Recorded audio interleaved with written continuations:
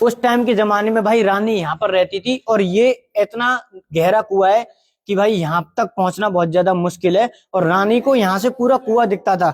ये जो आप जगह देख रहे हो ना, यहाँ पे रानी आकर के बैठती थी। यहाँ से रानी पूरा कुआं देख सकती थी। यहाँ से अपने सभी सैनिकों पे नजर रखती थी, और जो रानी की दासियां थी उन पर भी वो नजर रख सकती थी। और यहाँ पर रानी नहाती थी। और जो पानी खींचने की जो जुगाड़ था, वो जो आप जंगले देख रहे हो, उन जंगलों में से नीचे से कुएं में से पानी खींचा जाता था।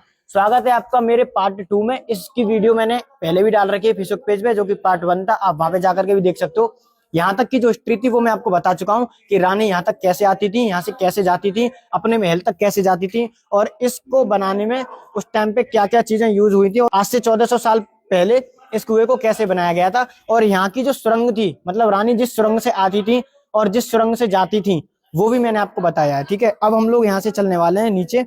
और मैंने पिछली वीडियो में आपको बताया था कि हम जब भी इस कुएं में आएंगे तो ये हमको भूल भुलैया टाइप का लगेगा। हमको ऐसा लगेगा कि भाई हम यहाँ से किधर जाएं, रास्ता भूल सकते हैं हम लोग। अभी आप देख सकते हो, यहाँ पे मैं आया हूँ, आपको नॉर्मल सा रास्ता लग रहा होगा कि हम ऊपर जा सकते हैं, बट नहीं। यहाँ से आप पहले तो कुएं का व्यू देख सकते हो। यहाँ से आपको पूरा कुआं दिखेगा। ठीक है, और अब यहाँ से आप सोच रहे होगे कि हम लोग इस रास्ते से आए तो इस रास्ते से जा सकते हैं। ये भाई केवल हमारा माइंड भटकाने के लिए, असली रास्ता इसका ये है। ये देखो, यहाँ पे आकर के 2 रास्ते और बन रहे हैं, और ये चीज जमीन के नीचे चल रही है। उस टाइम के हिसाब से आप सोच करके देखो कि छेनी हथौड़ी की मदद से उस टाइम पे उन लोगों ने किस तरीके से इतने बड़े कुएं का निर्माण किया होगा कि अरावली के पहाड़ों को, पत्थरों को काट करके ऐसा कुआं बना देना इतनी परफेक्ट शेप के साथ।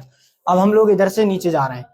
अभी यहाँ पे आने के बाद आपको लग रहा होगा कि हम लोग सीधे जा सकते हैं, लेकिन भाई सीधे नहीं, हम लोग यहाँ से नीचे भी जा सकते हैं कुएं की तरफ, है ना। ये सब चीजें इस तरीके से बनाई जाती थी कि अगर रानी पर कोई हमला करता है, तो अगर कोई हमला कर रहा है तो इतनी आसानी से रानी तक ना पहुंच सके, उसका माइंड डाइवर्ट हो जाए और वो भूल भुलैया सी में फंस जाए। हम लोग यहाँ से जाएंगे तो हमें लगेगा कि हम नीचे कुएं की तरफ जा रहे हैं, लेकिन हम लोग यहाँ से ऊपर पहुंच जाएंगे। असली रास्ता ये है कुएं का, जो कि एक गुप्त सा रास्ता है। अगर कोई जल्दबाजी में आएगा तो इस रास्ते को देख ही नहीं पाएगा। अब हम इसको दिखाते हैं। यहाँ पे बैठ करके भाई पानी खींचा जाता था। ये सारे जंगले हैं। रानी जो है वो ऊपर से नजर रखती होंगी उस टाइम पे, और इन जंगलों में से नीचे से पानी खींचा जाता होगा। हम लोग अब जैसे नीचे जा रहे हैं, यहाँ तक आने के लिए भी 2 रास्ते हैं, ताकि रानी के बारे में किसी को ना पता चल सके कि असली रास्ता कौन सा है। यहाँ से भी आ सकती है रानी, और इस रास्ते से भी आ सकती हैं। यहाँ तक आने के लिए भी 2 रास्ते हैं। और इस कुएं को आप पूरी तरह से जब ही समझ पाओगे जब आप इस जगह पर आओगे। लेकिन वीडियो में आप इतना अंदाजा लगा सकते हो कि उस टाइम पे किस तरीके से इतनी खतरनाक लोकेशन पे, इतने जमीन के अंदर कैसे बनाया गया होगा। और अगर आपको इसकी लोकेशन जाननी है तो इस जगह की जो लोकेशन है वो मैंने पार्ट 1 में दे रखी है, आप वहां से जाकर के देख सकते हो। अब आप नीचे आओगे तो यहाँ से आपको दिखेगा भाई असली रूप कुएं का। ठीक है, ये मैं आ गया इधर नीचे। यहाँ से भाई पूरा व्यू दिख रहा है। ऊपर रानी वहां कहाँ बैठती थी ये भी दिख रहा है हमको, और यहाँ पर जो सैनिक वगैरह बैठते होंगे, जो पानी वगैरह नीचे से खींचते होंगे, वो दिख रहा है। और यहाँ से देखो ये सीढ़ियां बनी हुई हैं। मेरे को थोड़ा डर लग रहा है नीचे जाने में, लेकिन फिर भी मैं जहां तक हो सकता है वहां तक उतर के दिखाता हूँ। उस टाइम पे सीढ़ियां भी बनी हुई थी नीचे तक जाने के लिए।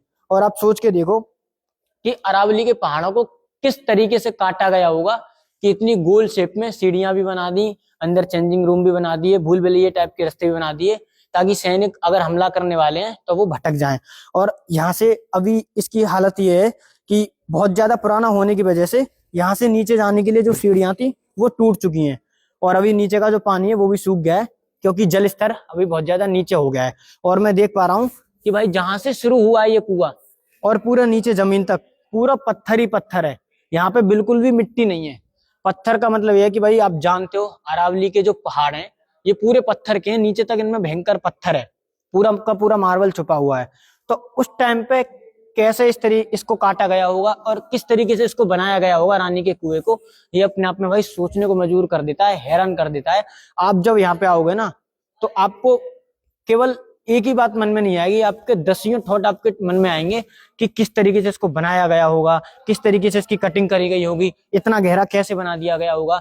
और केवल गोल गोल बनाया होता तो ठीक भी था। यहाँ पे सीढ़ियां भी हैं, अंदर रास्ते भी बना रखे हैं, और दुश्मन को चकमा देने के लिए यहाँ पे सुरंग भी बना रखी है, और इतनी सारी सेफ्टी के लिए 2-3 रास्ते भी बना रखे हैं कि अगर दुश्मन हमला भी करता है तो उसको पता ना चले कि रानी तक कैसे पहुंचा जाए। रानी तो उसे दिखेंगे बिल्कुल बीचों बीच में, लेकिन वो रानी तक पहुंच नहीं सकता। ऐसे ऐसे रास्ते बनाए गए।